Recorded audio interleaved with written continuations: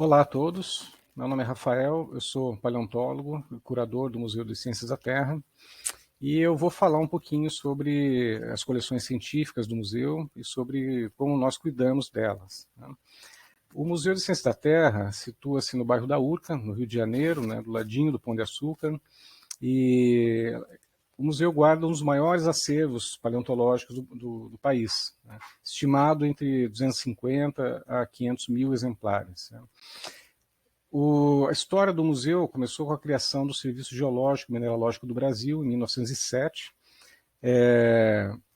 que foi uma iniciativa para se começar a conhecer melhor a geologia do Brasil, de forma sistemática e oficial, né? Havia necessidade da busca por recursos minerais na época, e isso é que iniciou as coleções do museu, né? Na época o museu ainda não tinha esse nome, né? Na década de 30, né, o Serviço Geológico e Mineralógico se tornou o Departamento Nacional de Produção Mineral, né, que passou a desempenhar essas funções tanto de pesquisa mineral no Brasil, como funções de autorização de lavras, de mineração, tudo isso, né. Em 1969, houve a separação do DNPM, né, com a criação da Companhia de Pesquisa de Recursos Minerais, a CPRM, né, que passou a acumular a função de pesquisa, restando ao DNPM a função mais de burocrática e de legislação, né. Em 1992, que foi criado o nome Museu de Ciências da Terra, né, então eu vejo que o museu é mais antigo que o nome atual dele, né, as coleções já existiam, já era feita pesquisa há muito tempo, né. E só em 2012 é que as coleções passaram para a responsabilidade do Serviço Geológico do Brasil, né, a CPRM, que é responsável atualmente pelos seus acervos, né. Atualmente, o museu passa por um amplo processo de revitalização que visa modernizar as instalações, o modelo de gestão, né, e até a forma como os acervos são gerenciados. E é disso que eu quero falar um pouquinho aqui nessa apresentação. Bom, o acervo do museu, ele inclui várias coisas além do acervo científico. Então, o museu tem uma biblioteca muito boa, tem um acervo bibliográfico bastante completo, né? Existem objetos, né, que foram adquiridos apenas com motivos para exposição ou com motivos educativos, né? E o museu, por ser um prédio antigo, né, foi inaugurado em 1907, ele tem também obras de arte, né, no próprio prédio, né, esculturas, pinturas, né, que fazem parte desse acervo artístico do museu. O que nos interessa aqui é o acervo científico, né. Principalmente o que nós podemos chamar de paleobiológico e geológico, que são as coleções de paleontologia e geologia. Além disso, tem também um acervo histórico documental, que eu vou comentar brevemente aqui, e que fazem parte da história da ciência no Brasil. Bom, o acervo paleobiológico é o mais numeroso, o mais rico do museu, né, que são as coleções principalmente as coleções de fósseis, né, vegetais fósseis, invertebrados e vertebrados fósseis. Além disso, o museu tem coleções biológicas também, de invertebrados e vertebrados recentes, que são principalmente coleções de referência usadas como comparação em estudos, né. Dentre o acervo geológico, né, as coleções são principalmente de minerais, rochas e meteoritos, né, e elas são bastante importantes, elas registram, né, não só a história da geologia no Brasil, mas os processos geológicos que ocorreram aqui, alguns dos principais tipos de recursos minerais que são encontrados no Brasil também. E o museu tem ainda um acervo histórico documental, que inclui mais de um século de documentos, fotografias antigas, né, mobiliário histórico e instrumentos e objetos científicos, né, que vão também compor coleções no futuro, né, que hoje não estão organizados na forma de coleções. Bom, o que é uma coleção científica, né, e por que colecionar objetos científicos, né? Uma coleção científica é um conjunto de objetos, né, usados na ciência, né, para você testar hipóteses, né, criar hipóteses novas, testar modelos, e para você ter como registro também das coisas que estão sendo estudadas em determinada área. No caso da paleontologia, né, é o que eu vou me concentrar mais aqui, né, os fósseis são necessários para vários tipos de estudos, né, para entender o passado da Terra. E para você poder testar essas hipóteses, para elas poderem ser verificadas por outros pesquisadores, é importante que esses exemplares estejam guardados de forma segura numa coleção, né. Outro motivo é que as coleções funcionam também como uma reserva para pesquisa, né. Não é fácil você estar indo sempre para campo e é comum você coletar mais coisas do que você é capaz de estudar num curto período de tempo. Então, tudo aquilo que é coletado acaba sendo guardado para pesquisas futuras, né. As coleções também servem para mostrar ao público como a ciência está sendo feita, o que está sendo gerado, né? Afinal de contas, boa parte da ciência é bancada com recursos públicos, né? Então, é uma forma de disponibilizar esses resultados da ciência para o público. E, especialmente no caso dos fósseis, é dever legal, né, das instituições guardarem esses objetos, né, porque eles são patrimônio da União.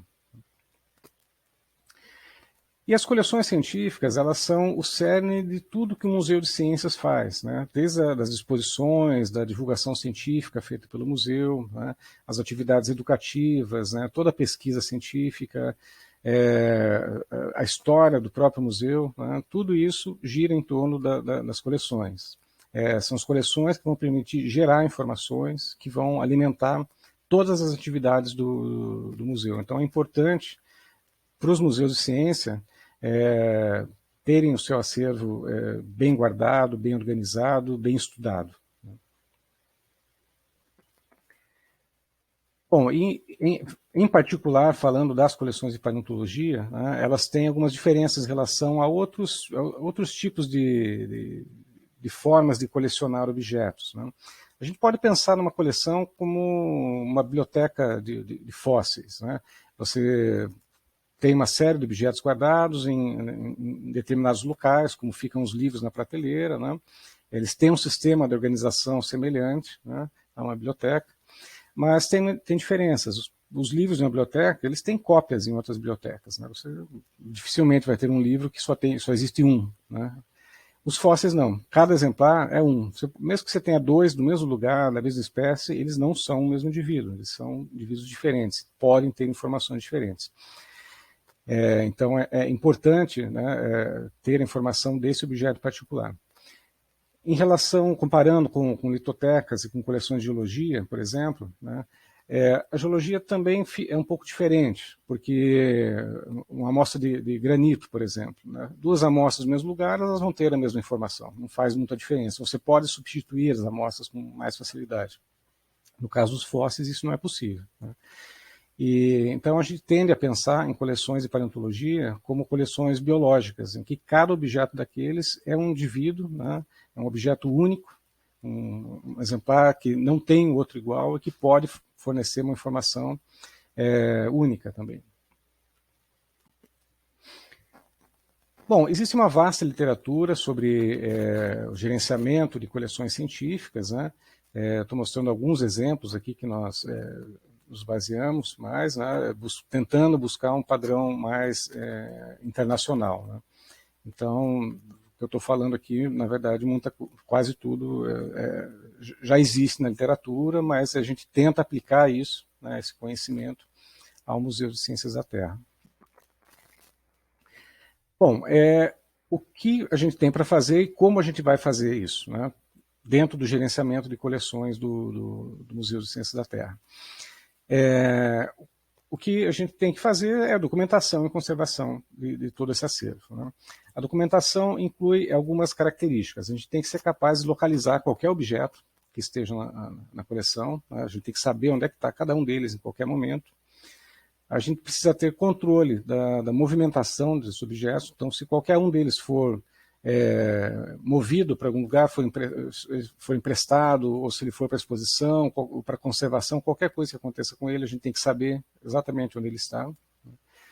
A gente tem que ser capaz de fazer pesquisas específicas sobre conjuntos de exemplares do museu, né? Então, digamos que você queira saber todos os fósseis de dinossauros, né? A gente tem que ser capaz de resgatar essa informação das coleções, né?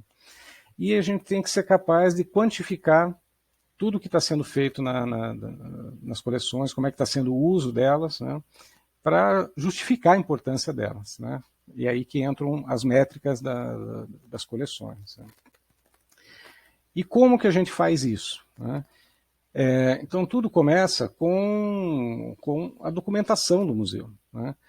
E tem alguns documentos que são importantes, que dão as diretrizes de como o museu atua. Um deles é o plano museológico, né? Que inclui todo o planejamento do museu para os próximos anos, né?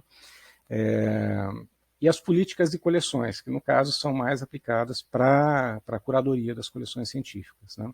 É nas políticas de coleções que vão estar escritos o que pode fazer, o que não pode, o que as coleções contêm, o que elas não podem conter, né? E todos os procedimentos, né, todos os processos que são efetuados nas coleções vão estar descritos ali, e todos os procedimentos de como que isso vai ser feito também constam nesses documentos. Então esse foi um esforço grande que a gente fez nos últimos anos para ter esses documentos, né? Então as nossas prioridades têm sido o inventário, a identificação e catalogação do acervo, né? Ou seja, tudo lá dentro tem que ter um número, tem que ter um nome e tem que estar registrado em algum lugar.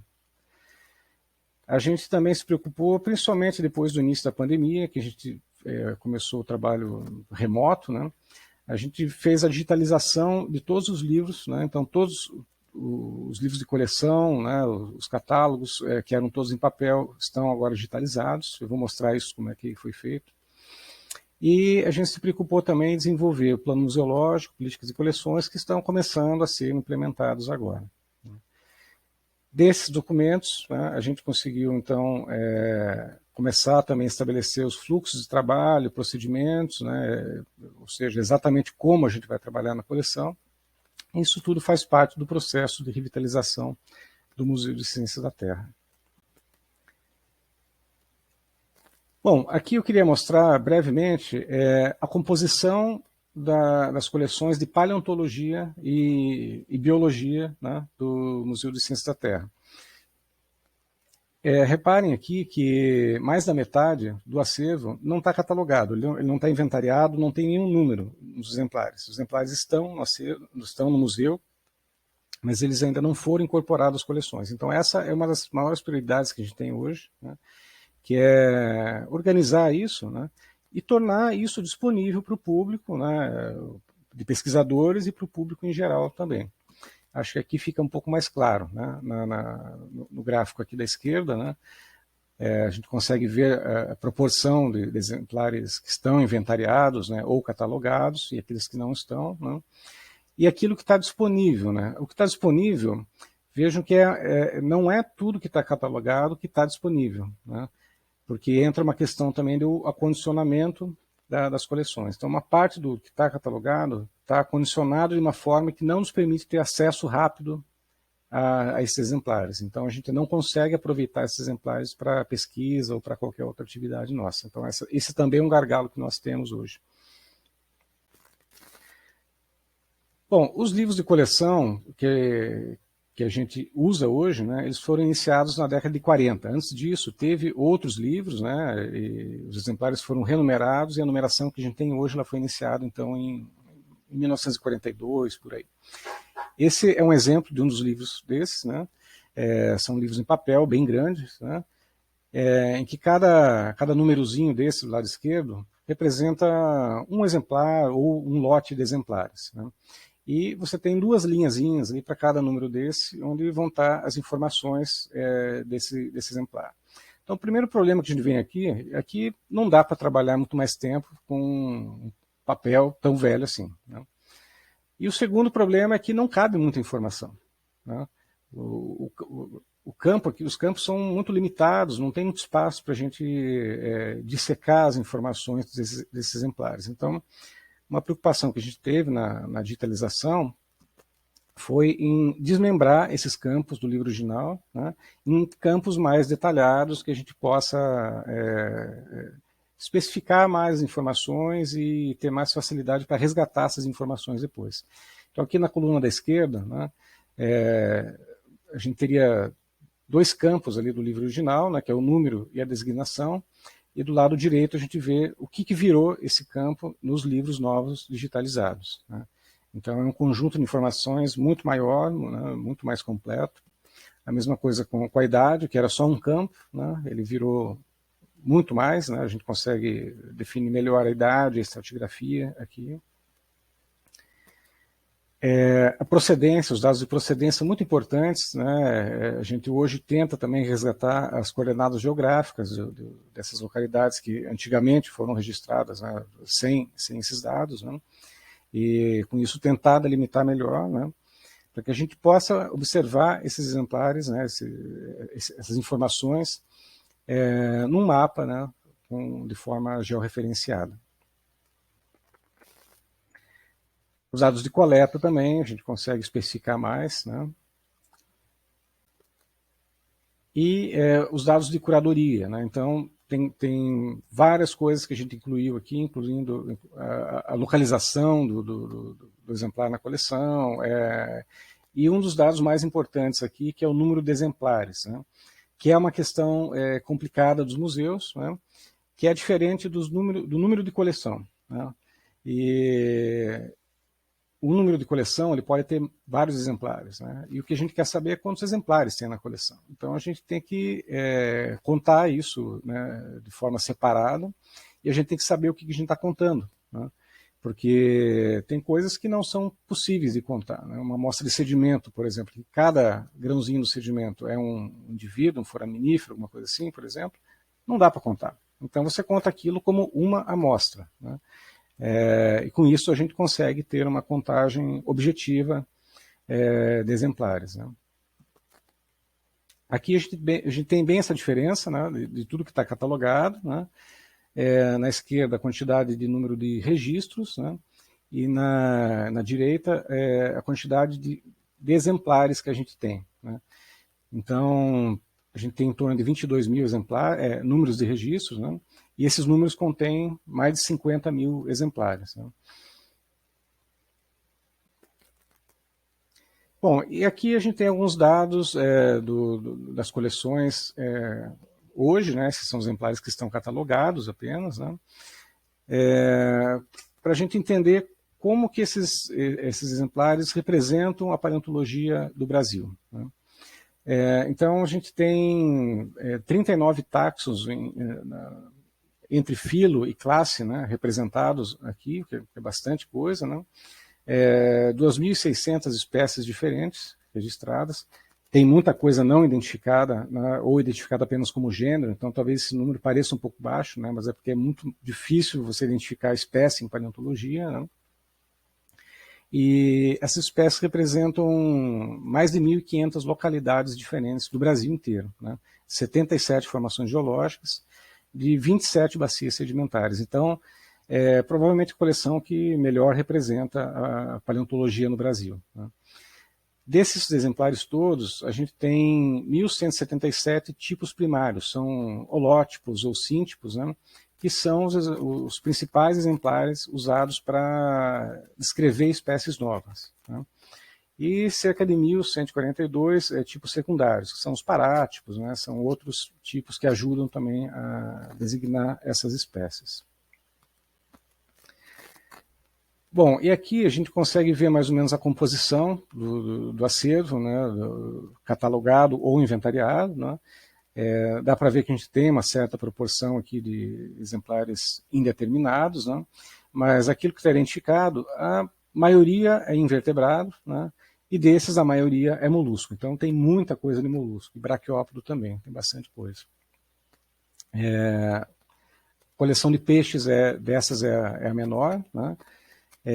Répteis, que é uma coleção bastante importante, tem muito material importante descrito, numericamente não é tão grande assim, né? E a coleção de mamíferos dá para ver que ela é um pouquinho grande, principalmente por causa dos mamíferos de Itaboraí, né? A coleção do Museu de Ciências da Terra é muito representativa da bacia de Itaboraí também. Bom, aqui a gente tem um pouco da representatividade desse acervo por estado, né? Então dá para ver o quanto tem aqui.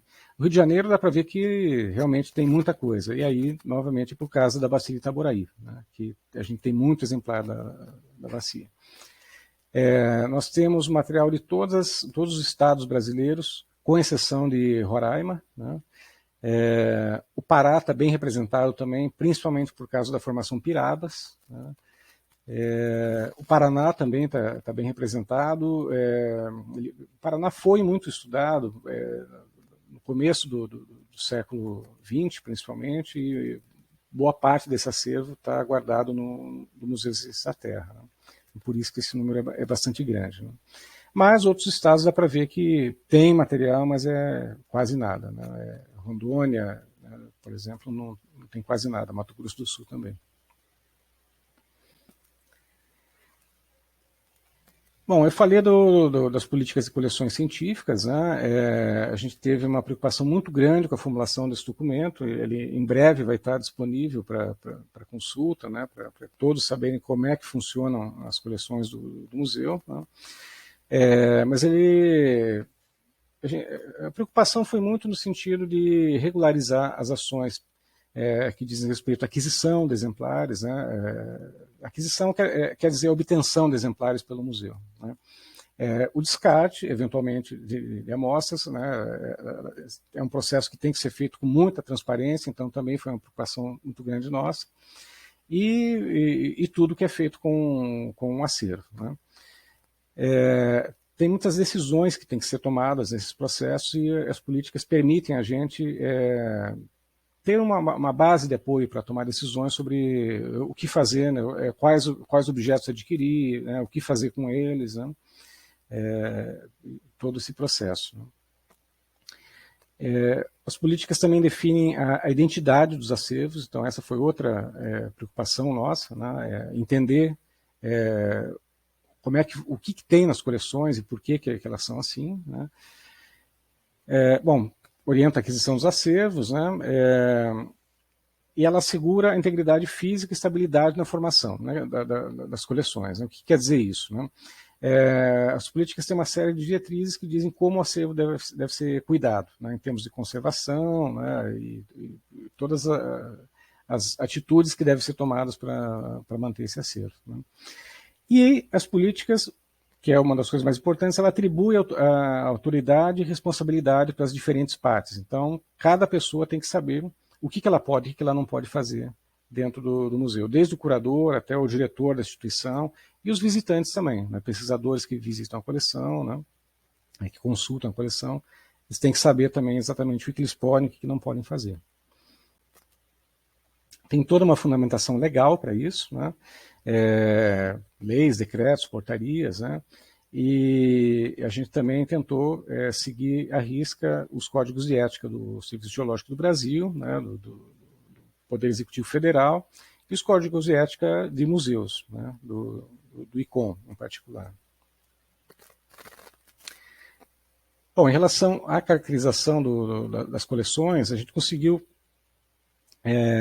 separar as coleções em acervo sem identificação, que é aquilo que tem que ser numerado ainda, né?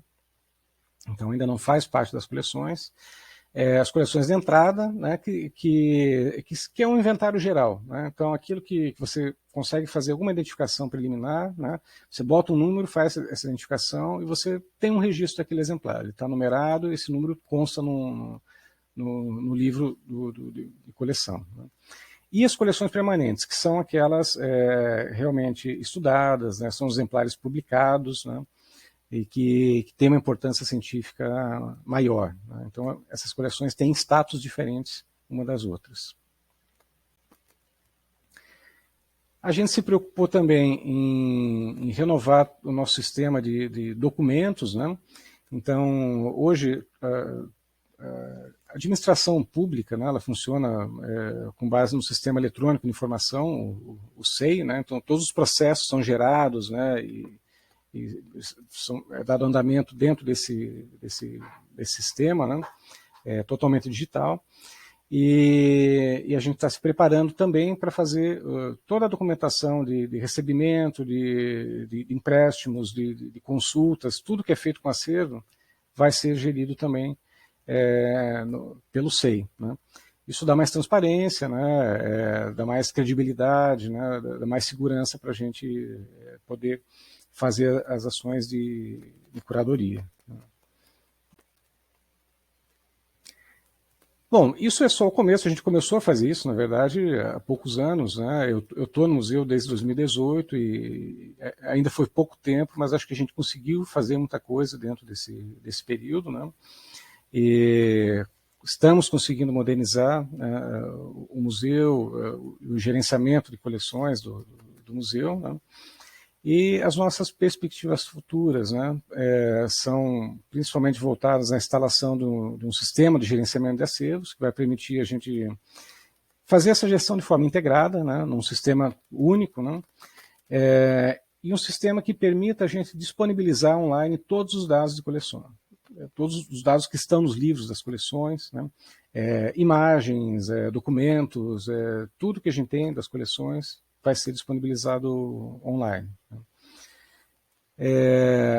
Bom, essa revitalização do museu ela não é só burocrática, ela é física também. Né? Então, o museu passa também por um processo de reforma física, né? que deve melhorar a sua infraestrutura, né? E a equipe também deve ser melhorada, ampliada, né? Para poder garantir a gestão desse acervo. Né? E, por último, a perspectiva que deve demorar mais é o inventário completo. Né? A gente viu ali que mais da metade do acervo não está inventariado, e a gente calcula que vai ser necessários anos, talvez mais de uma década, para a gente conseguir inventariar tudo isso, mas a ideia é que todo esse acervo esteja disponível para pesquisa, para consulta, para o público em geral, né, para que todos tenham acesso ao conhecimento que é produzido no Museu de Ciências da Terra. Né. Bom, eu queria agradecer, então, ao convite para a participação no workshop de curadoria. Né. É uma honra estar aqui, né, e espero que nossa apresentação tenha sido útil, né, e nós nos colocamos à disposição, né, para tirar qualquer dúvida que vocês tenham, podem escrever para a gente, entrem em contato com a gente. Né, e muito obrigado.